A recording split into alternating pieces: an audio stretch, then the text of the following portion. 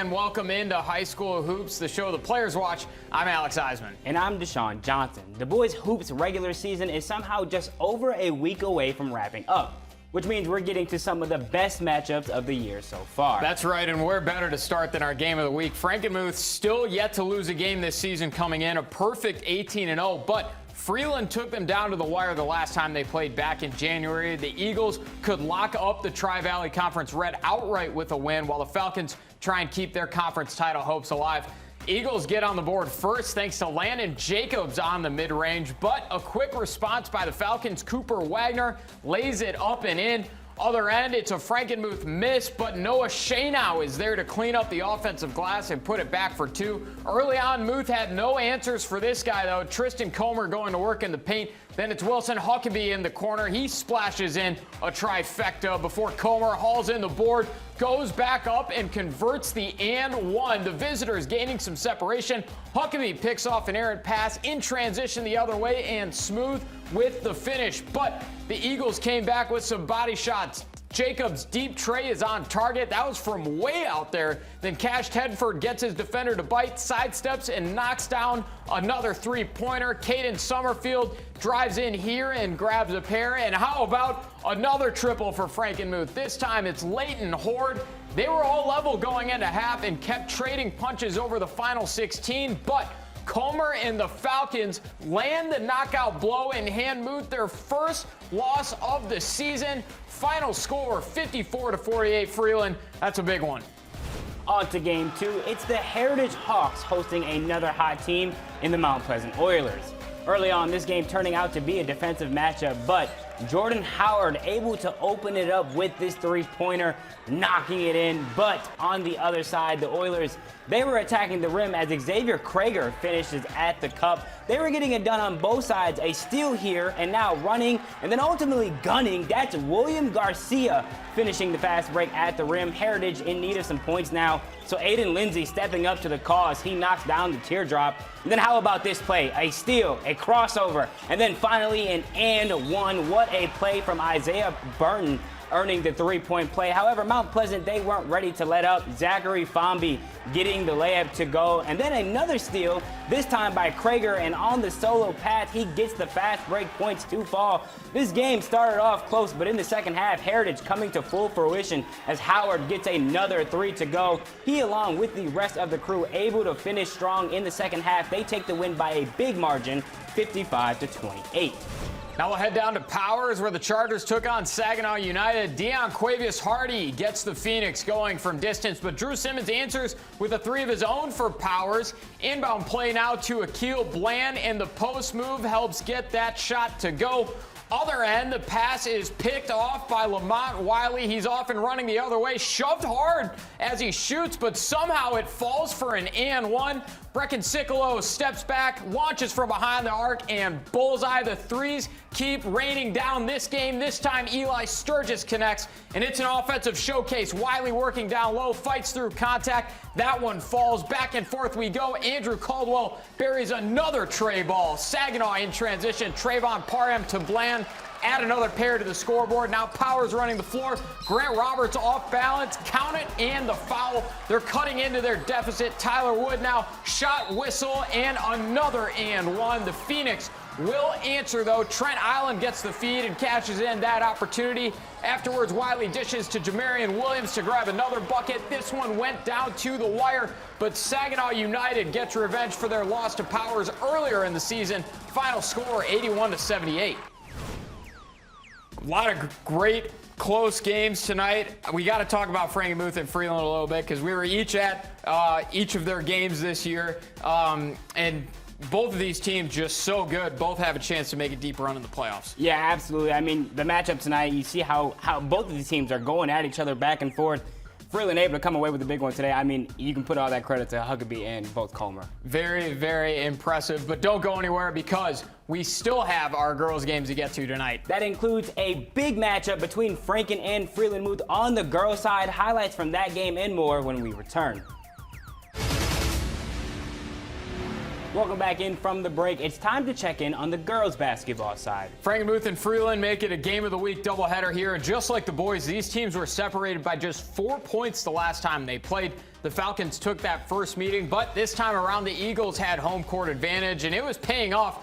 Macy Donovan was dominant in the first half. Baseline drive to the cup before Lucy Konzelman kicks out to her on the wing, pulls the trigger, and cashes in the tray ball. Freeland in a bit of a hole, but they go to Old Reliable to stop the run. Jocelyn Begic fights through contact and banks it in. Begic again here, dish to Braylon Ritluski, shot, foul, and one. And just like that, the Falcons are back in it, but Miranda Polly answers with a three of her own, pure on the corner tray. Then Lucy Konzelman picks the pocket off and running the other way. She's scanning, sees Allison Peterson wide open down low, and the senior finishes the play. Freeland falling behind again. Baseline drive from Claire Bertulia to try and stop the bleeding. Then they get a few more back. How about another and one for Ritluski? She is just a freshman, folks, but the Eagles were in full control of this one by the second half. Nyla Shelton buries this three-pointer. Then Konzelman picks up an and one to get the whole squad fired up. Frankenmuth didn't just get revenge tonight. They put the whole region on notice. Eagles take a dominant 63-40 victory to claim at least a share of the Tri-Valley Conference Red title. Now we head over to Midland for a well-known rivalry. The Chemics hosting their crosstown rivals, the Dow Chargers. From the start, the Chemics picking up the pace, setting up Ellie Arnold for the three, and she buries it to start this game off. But the Chargers, they can hit it from range too. Lauren Chikora putting up a three of her own, and she hits it. Staying with the Chargers, they were looking for another three. Delaney DeBauer making it back-to-back triples for her squad.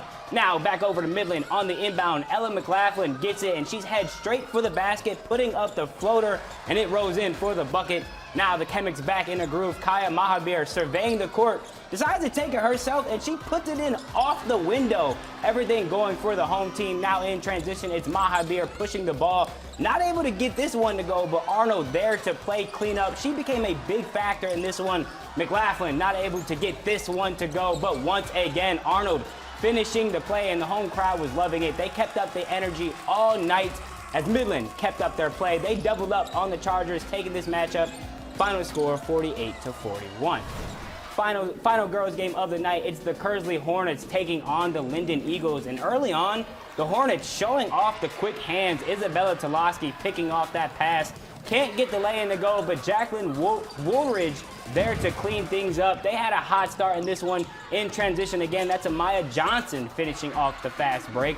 The Hornets, they were firing on all cylinders early in this one. Here's a three-pointer from Olivia Link, banked in off the glass, still good for three. And then in transition, once more, Johnson over to Molly Goddard for another score. That marked a 13-1 run for the Hornets, but after that play, Linden finally able to muster up a response thanks to Madeline Ford's second chance effort. And the score bringing the Eagles back to life. Ryan Becker getting that layup to go. She herself began to heat up through this matchup, getting another one to fall there. And although this matchup started off in heavy favor of the Hornets, the Eagles able to fight their way back, forcing an overtime, and then in those final minutes, able to pull off the comeback. Final score 43-39. Now over to some of our other scores from the Mitten, starting with one of the biggest rivalries in the area. Davison against Grand Blanc. The Cards able to come away with that one. Next up, John Glenn. They traveled to Garber and went back home with a 10-point win. And then finally, a tight one between Lapeer and Carmen, but in the end, the visiting team coming away with the 2-point win. All right, and now as we check in on some of our boys' scores, a tight one between Bridgeport and Alma, but the visitors take a 2-point win back home.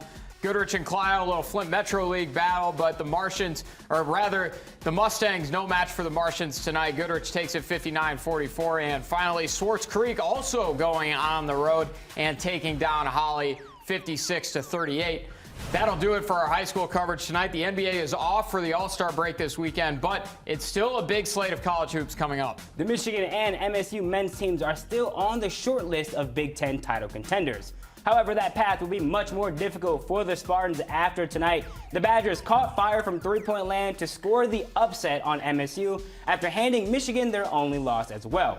Meanwhile, the Wolverines host UCLA in Ann Arbor tomorrow at 1. As things stand, they are just 4 conference wins away from at least a share of the Big Ten title. And on the women's side, it doesn't get more heated than this. Number 13 MSU, number 7 Michigan at the Chrysler Center as the Wolverines look for a season sweep of their bitter rival. All right, so we'll touch on all of these games briefly. First, something about Wisconsin, man. Like, I don't know what it is. And it's not just Michigan and MSU. Of course, they knocked off Illinois earlier this week. What's your assessment of MSU's performance tonight? The defense, they were not able to close out on those 3-pointers for Wisconsin tonight. 10 in the first half, finished with 15. I mean, there's no clearer mark on how you lose a game than that.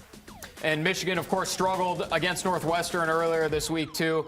They get to come back home against a UCLA team that's going to have a tough travel schedule from California out to Michigan. We'll see if they can look a little better than they did against the Wildcats. And finally, big one, the first matchup between Michigan and MSU was pure cinema.